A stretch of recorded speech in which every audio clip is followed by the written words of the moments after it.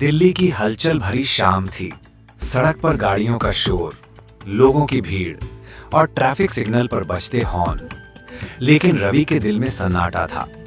तलाक को 6 महीने हो चुके थे, मगर उसके दिल का खालीपन आज भी भर नहीं पाया था। रवि 30 साल का एक सॉफ्टवेयर इंजीनियर था। अपने दिनचर्या में बहुत बिजी दिखता था, मगर असलियत ये थी कि वो अंदर से अकेला हो चुका था। घर आता तो बेमतलब टीवी चला देता, देर रात तक लैपटॉप पर काम करता और सुबह फिर वही दौड़। कभी कभी उसे लगता, क्या सच में तलाक ही सही फैसला था? उसकी आंखों के सामने प्रिया का चेहरा घूम जाता।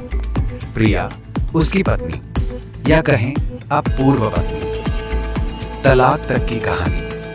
रवि और प्रिया की शादी को 8 साल हुए थे। शुरुआत के 3 साल प्यार और हंसी खुशी में बीते। प्रिया हंसमुख स्वभाव की थी, छोटी छोटी बातों पर खिलखिला उठती।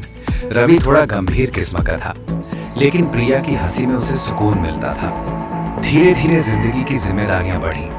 EMI, नौकरी का दबाव, बच्चों की प्लानिंग को लेकर असहमति और परिवार का दखल। छोटी छोटी बातों पर झगड़े शुरू हो गए।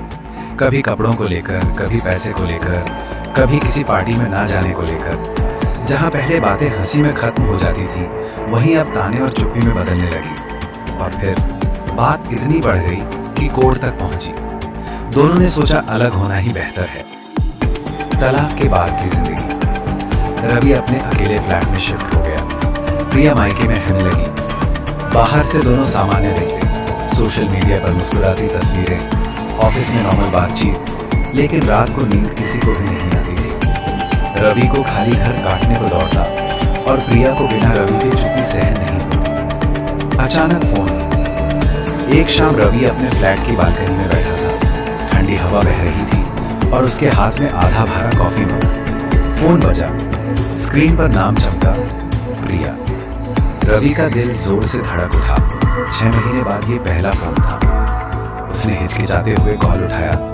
हेलो। उधर से धीमी आवाज आई, रवि, अगर फुर्सत हो तो आज शाम घर आ जाओ, मुझे तुमसे जरूरी बात करनी है। रवि चुप रहा कुछ सेकंड तक, फिर धीरे से बोला, ठीक है, मैं आता हूं। घर की दहलीज पर। शाम 7 बजे रवि प्रिया के घर पहुंचा। दरवाजा खुला तो प्रिया सामने खड़ी थी। साधारण सी नीली साड़ी, आंखों में हल्की थकान, लेकिन चेहरे पर वही परिचित चमक। दोनों की नजरें मिली, मगर शब्द गायब थे।